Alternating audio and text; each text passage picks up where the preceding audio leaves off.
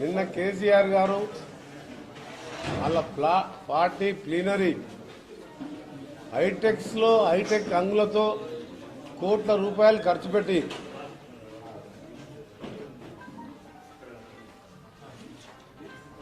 ఒక్కటి కూడా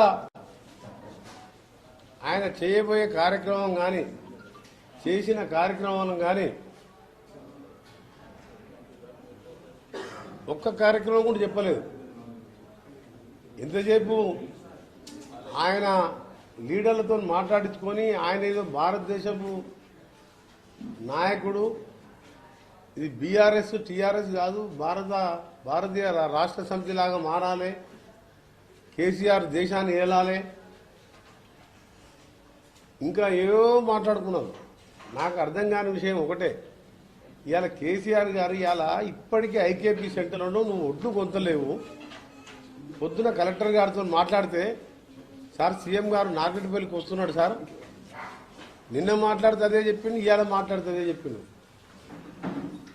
ఆయన అక్కడ ఏర్పాట్లలో సీఎం ఏర్పాట్లలో ఉండడం అంటే, సీఎం ఏర్పాట్లలో ఉంటే ఈ కింద అసిస్టెంట్లు ఉన్నారు ఆయన, వాళ్ళు చూసుకుంటారు ఎయిర్పోర్ట్లు, నువ్వు పోయి వడ్ల గురించి చూసుకో. వడ్ల కొనుగోలు సెంటర్లు ఓపెన్ చేయాలి. ఇప్పటికీ అలా 70% గ్రామాలలో వడ్లు వచ్చి ఎండకు మాడి మసిరైపోతున్నారు, చచ్చిపోతాడు ప్రజలు. దాని గురించి మాట్లాడకుండా భారతదేశం గురించి మాట్లాడని చెప్పి ఇవాళ ప్రైమ్ మినిస్టర్ గారిని ఆయన వీడియో కాన్ఫరెన్స్లో ట్యాక్స్ తగ్గించుకోమని చెప్పినాడు. ఒకవైపు మోడీ గారు ట్యాక్స్ వేస్తాడు, ఒకవైపు కేసీఆర్ గారు ట్యాక్స్. భారతదేశంలో ఎక్కువ ట్యాక్స్ డీజిల్ పెట్రోల్ మీద ఉన్నది తెలంగాణ రాష్ట్రంలోనే హైయెస్ట్. అక్కడ జీఎస్టీ అని వాళ్ళు వేస్తారు, నువ్వు ఇష్టం ఉన్నట్టు ట్యాక్స్లు వేస్తావు, ఇష్టం ఉన్నట్టు ఎక్సైజ్ మధ్యాహ్నం అమ్మకాలు చేసుకొని నువ్వు ఏం చేస్తున్నట్టు. ఇవాళ సూటిగా ఒకటే మాట్లాడగలుగుతున్నా. ఈయన పోయింది ఇవాళ నార్కెట్పల్లి మండలం బ్రాహ్మణ వెల్లంలో ప్రాజెక్టు, దాని నుంచి 2 కిలోమీటర్లు కాలువలు దొవ్విండ్రు, రిజర్వాయర్లు దొవ్విండ్రు, మోటార్లు ఫిట్ చేసిండ్రు. 2008 కిరణ్ కుమార్ రెడ్డి గారు రాజశేఖర రెడ్డి ఉన్నప్పుడు శంకుస్థాపన చేస్తే పనులు బాగా నడిచినాయి. కిరణ్ కుమార్ రెడ్డి ముఖ్యమంత్రి అయిన తర్వాత నేను తెలంగాణ ఉద్యమంలో ఉన్నప్పుడు నా మీద కోపంతో కిరణ్ కుమార్ రెడ్డి ప్రాజెక్ట్ ఆపిండు. 1,00,000 ఎకరాలకు 100 గ్రామాలలో చెరువులు నింపి కృష్ణా వాటర్ అందించే ప్రాజెక్ట్ అది. ఉదయ సముద్రం బ్రాహ్మణ వెల్లం లిఫ్ట్ ఇరిగేషన్. అసెంబ్లీ సాక్షిగా 2016 డిసెంబర్లో నీళ్లు ఓపిస్తాను నాకు మాట ఇచ్చిండు. ప్రజెంటేషన్ రోజు కూడా అసెంబ్లీలో ప్రజెంటేషన్ చెప్పిండు. చెప్పి కూడా ఇవాళ 7 ఏళ్ళు అయింది. నీ కమిషన్ల కోసం వచ్చే కాళేశ్వరం ప్రాజెక్టు పూర్తి చేసుకొని మల్లన్న సాగరు కొండపోచమ్మ నింపుకున్నావు తప్ప, నింపుకొని 400 ఎకరాలు నీ ఫామ్ హౌస్ నీళ్ళు ఇచ్చుకున్నావు. నల్గొండ జిల్లాలో మొదలుపెట్టిన ఎస్ఎల్బీసీ టన్నల్ 2,000 కోట్లకు 1,200 కోట్లు మా ప్రభుత్వం ఖర్చు పెట్టింది. 800 కోట్లు ఖర్చు పెట్టలే.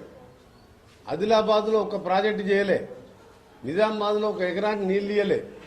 కాళేశ్వరం ద్వారా నీ ఫామ్ హౌస్ నీళ్ళు వచ్చింది తప్ప కాలువలు దువ్వలే. నిన్న సింగూరుకు లిఫ్ట్ అని చెప్పి 5,000 కోట్లతో మళ్ళా కాంట్రాక్టర్లకు ఇదే మేఘా కృష్ణారెడ్డికి మళ్ళా ఆ వర్కులు అప్పచెప్పినావు.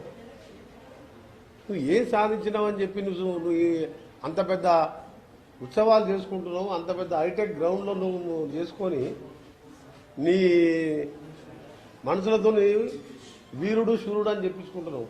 ఇవాళ కౌలు రైతు పరిస్థితి ఎంత దూరంగా ఉందంటే,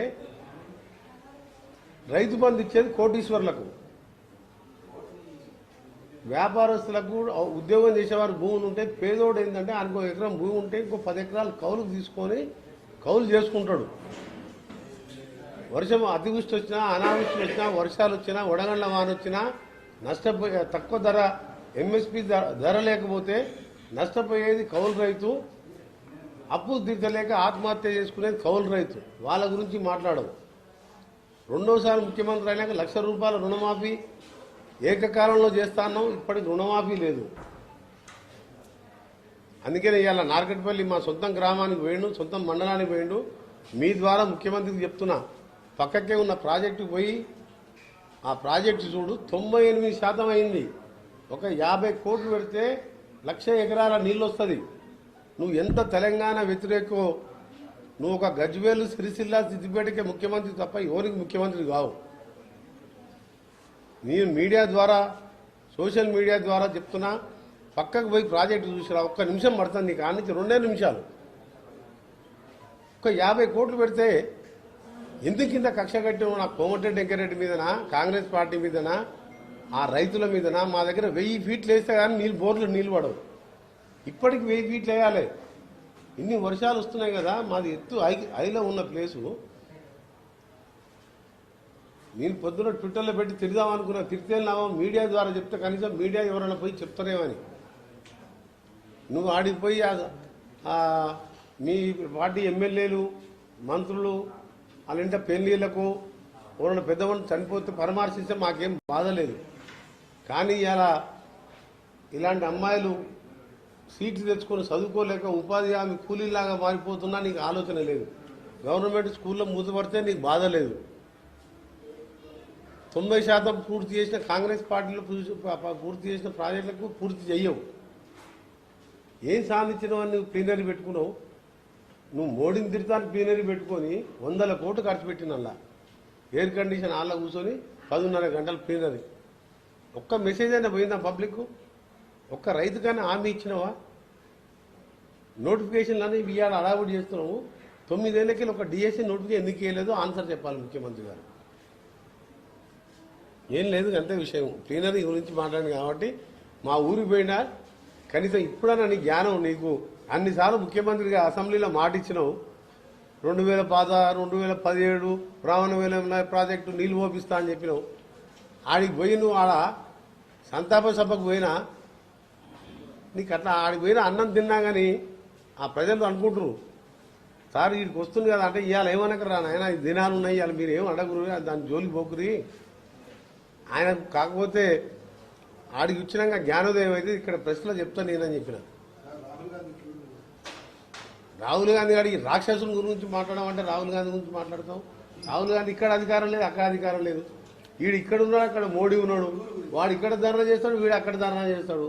నువ్వు ప్రాజెక్టు 98% 600 కోట్లు ఖర్చు పెట్టి సొరంగం 1500 కోట్లు ఖర్చు పెడితే 500 కోట్లు ఇస్తాను నీ చేతులు వస్తలేవు. కొత్త బిల్డింగ్ ఉన్న సెక్రటరియట్ కూలగొట్టి 3000 కోట్ల సెక్రటరియట్ కడుతున్నావు. మా నల్గొండ జిల్లాలో ఇవాళ ఎస్ఎల్పిసి సొరంగం ఎల్లాంల ప్రాజెక్టు పూర్తయితే జగన్మోహన్ రెడ్డి అక్రమంగా పోతిరెడ్డిపాడు 44,000 క్యూసెక్స్కి వెళ్ళి 88,000 చేసిండు.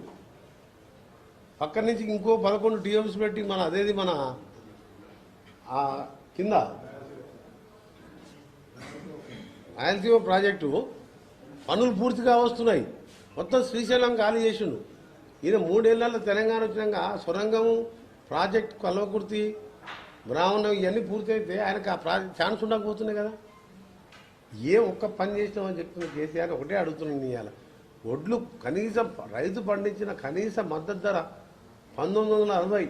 పక్క రాష్ట్రం బోనస్ ఇస్తున్నది, ఛత్తీస్గఢ్ 500 కలిపి 2500 ఇస్తున్నది. 2500 ఇస్తేనే ఎకరానికి 5,000 మిగిలవు, వాళ్ళ కష్టం పోను. అందుకనే ప్లీనరీలో మాట్లాడారు నిన్న టీవీలో చూసినాక నాకు అనిపించింది, ఒక్క మంచి పని చేసినావా, ఒకరికి నౌకరిచ్చినావా, ఒక రైతు బాగుపడ్డా? ఏమన్నా రియల్ ఎస్టేట్ వాళ్ళు ఇంకా ఉల్టా ధరణి అని పెట్టిండు. ప్రపంచంలో వింత అంట. ధరణి పేరు మీద నీ ఎంఆర్ఓ నుంచి చీఫ్ సెక్రటరీ దాకా కోటీశ్వర్లు అయింది తప్ప ఎవడు రైతు బాగుపడలే. 4 నెలలు రిజిస్ట్రేషన్ బంద్ చేస్తే అప్పుల పాలైన వాళ్ళు, అప్పులు తెచ్చిన వాళ్ళు ఆత్మహత్యలు చేసుకున్నాడు. ఏంది ఆ ధరణి? ఇప్పటికి ధరణి కూడా ఏంది, కలెక్టర్కే పవర్ ఉంటుంది.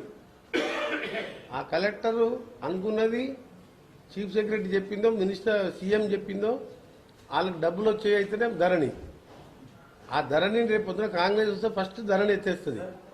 పాత సిస్టంలకే పోతాం మేము. హాయ్ ఫ్రెండ్స్, మా టుడే టుమారో యూట్యూబ్ ఛానల్ చూస్తున్నందుకు చాలా థ్యాంక్స్. మరిన్ని లేటెస్ట్ వీడియోస్ కోసం వెంటనే సబ్స్క్రైబ్ చేయండి.